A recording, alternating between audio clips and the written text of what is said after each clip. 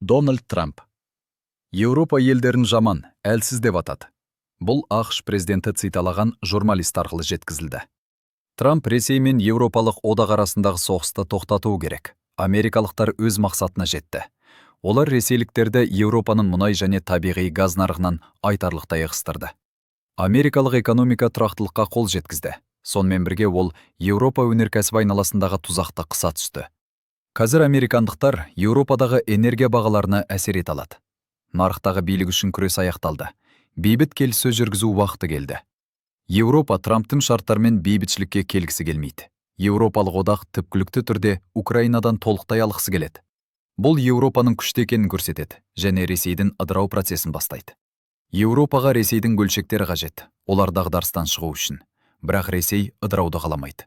Ресейдегі жағдай нашарлап келеді және жақында ресейліктер соғыс кезеңіне өтеді. Содан кейін үлкен соғыс басталады. Онда орыстар Еуропа мен ақш-қа қарсы соғысады. Міне, Трамптың қорқатыны осы. Сондықтан ақш президенті шын мәнінде украиналық қақтығысты тоқтатқысы келеді.